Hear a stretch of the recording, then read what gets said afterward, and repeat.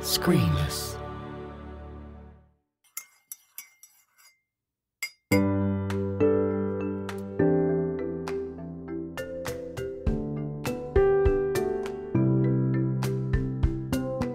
Musician, composer, Adam Wakeman, welcome to Creative Cuppa. Well, thank you for having me. That's quite all right. So, jumping straight in, growing up in such a musical environment, was it inevitable that you were going to end up as a professional musician, composer, or what was childhood like for you?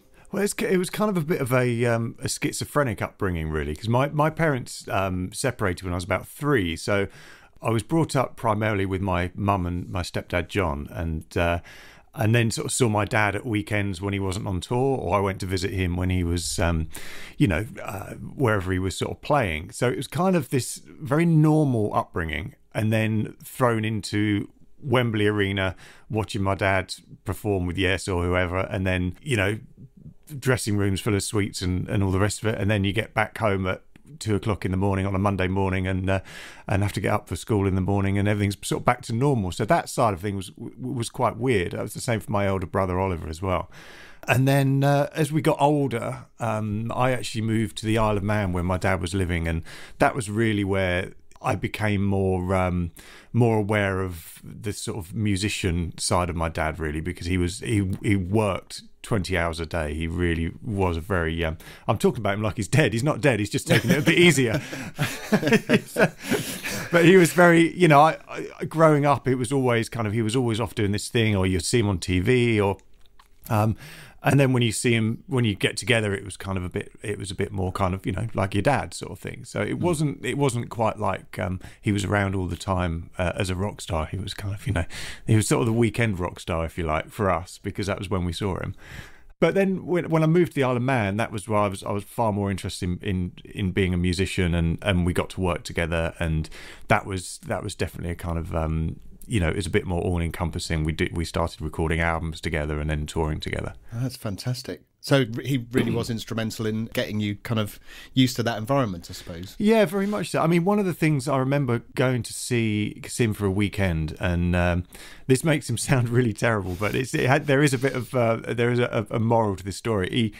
I wanted to learn the start of one of his pieces called Catherine Howard. It's a very kind of nice sort of piano ballad from the album Six Wives of Henry VIII. I was about 10 years old, and I went into his office, and his office, he had a grand piano in there, and all the just CDs and books and stuff piled up everywhere, kind of real hoarder's paradise. And I sort of made my way through, and I said, "Dad, can you teach him the start of Catherine Howard?" And he passed me a cassette of the album, and he said, "Go and listen to it and then learn it."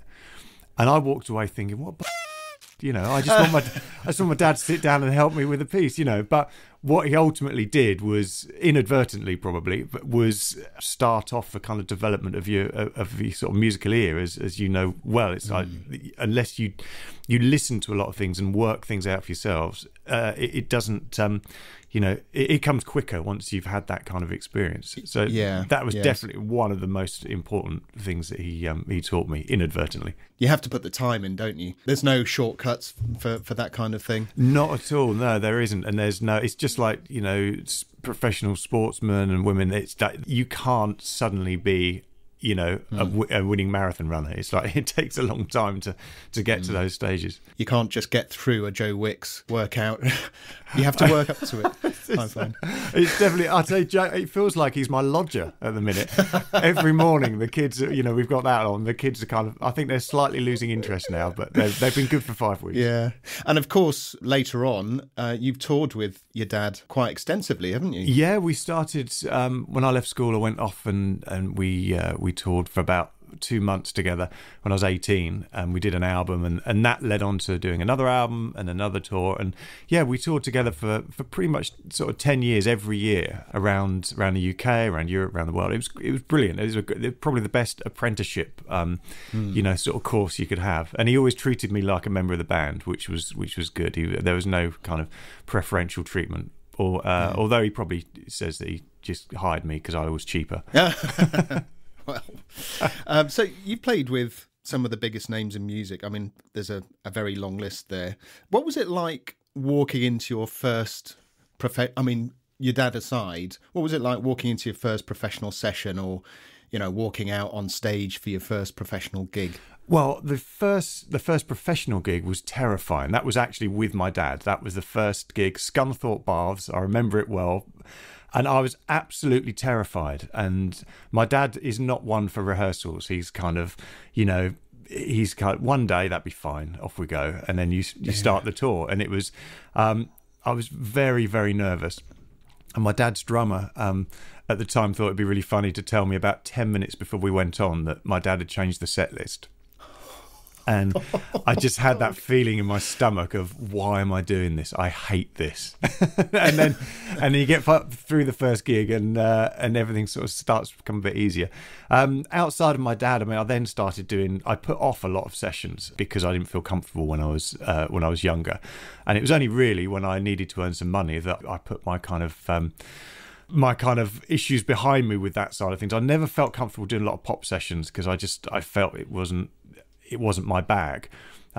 Whereas once I needed some money and I needed to earn some session money, I sort of put myself forward for more of them, and realised that actually they're not so bad, you know. And then the more you know what it's like, the more you kind of do, the more comfortable you get. Did you find you enjoyed that style of music after taking part in it? Yeah, definitely. Yeah, I think that's the key, isn't it? Is the more different styles you do, the more you kind of seem to get comfortable doing it and learn your boundaries, really. So, as well as touring extensively with your dad, Rick, and Ozzy Osbourne's band over the years, actually, you've toured more recently with Black Sabbath, including their farewell tour. I did, yeah. That's you can see the tears rolling down my face there. The farewell tour. It was very, very a very emotional end to a legacy they've left behind. It's amazing. Yeah. I was very lucky. I was actually asked to do Ozzy first in 2003, and at the last minute, the tour changed from being an Ozzy tour to a Black Sabbath tour. I mean, literally within 2 or 3 weeks, they changed it. I seem to remember that. Yeah. And it was an Ozfest tour out in America, and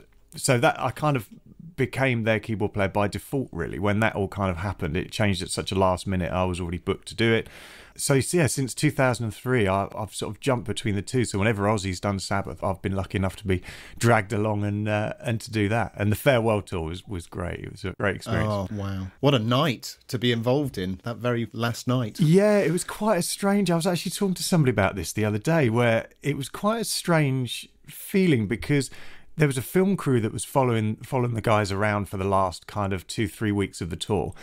And they also they were filming some extras for the DVD that they were filming for the end about a week afterwards. So even though that was the last show, the guys were all going to get together a few days later anyway. So it was kind of a bit weird for them. Kind of, it was the last performance, but not the last time they were going to, see each other. Well, I'd hope not. Yeah. No, I think I mean, it is an amazing relationship. When you see, I feel very privileged to have been a part of it, where you kind of see such a lot of history. I mean, just to pinch myself for one of these childhood sort of dream moments was I was chatting to the tour manager. This was actually on I think a 2007 tour or something. I was chatting to the tour manager, and he said, "So who are your favourite guitarists then?"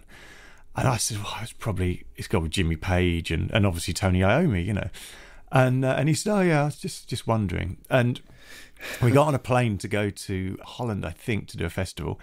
And the tour manager just told me where to sit on the plane. He said, "Oh, you sit there next to Tony," and because there were lots of other people getting on the plane. It's one of these.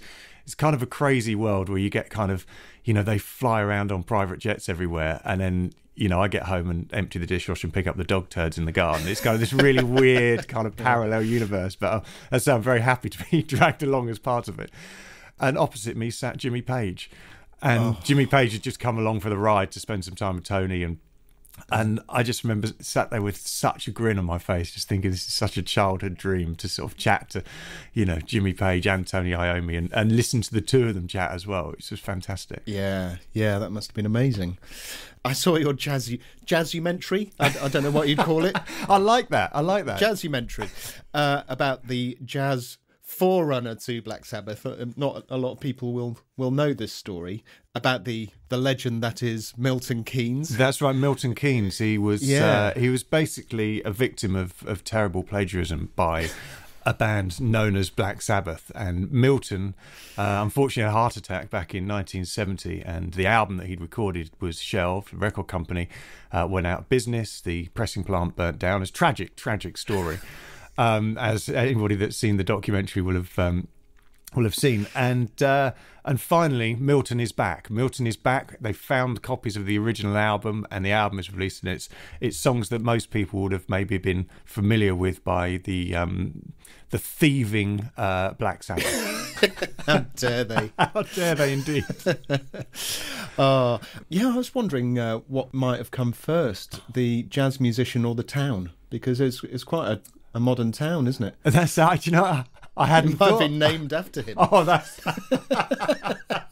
I can see the follow-up now. Thanks for that. But actually, yeah, I'd watched the video, which was fabulously funny, but also listened to some of the music that you've posted online, which is really good. Some really good jazz there. I think the difficulty with it and it took 4 or 5 years, believe it or not, to get this to fruition, because originally I had the idea of playing jazz versions where, I mean, it's been done, people who do jazz versions or Dixie versions or of famous bands. I was actually with Black Sabbath in Berlin, and I'd been out for a drink with one of the guys that works with Ozzy, and they'd all the guys that, you know, Tony and Ozzy and Geezer had gone to bed, and I just sat in the bar just to entertain myself. It was empty and there was a piano, and I just got a glass of wine and started playing sort of jazz interpretations of Sabbath songs, just purely to amuse myself. And it just started from there, and I was thinking this could be really funny. And then I thought, what about if there was a character who claims, you know, this disillusioned old man who thinks that he wrote all the songs, and it kind of went from there. And then I had to kind of script it all out, obviously, for the documentary, get some other people on board to help me. And that was it, really. The kind of documentary, I was almost frightened of recording the album in case it was rubbish. But I was really keen to do the documentary because I've never really done any acting, and I thought it'd be really funny. Oh, it's really well put together. But I'll put a link in the show notes for the Jazz Sabbath. But speaking of which, where can people find you online? Well, adamwakeman.co.uk is all my sort of stuff. There's links on there to Jazz Sabbath. Jazz Sabbath is jazzsabbath.net, and the same on Twitter and all that stuff. So Wakeman Official, I think, is on the Twitter, and jazzsabbath.net has everything else Jazz Sabbath related. Great stuff. Well, Adam Wakeman, thank you very much for joining me for a Creative Cuppa. It's been fantastic. It's absolutely my pleasure.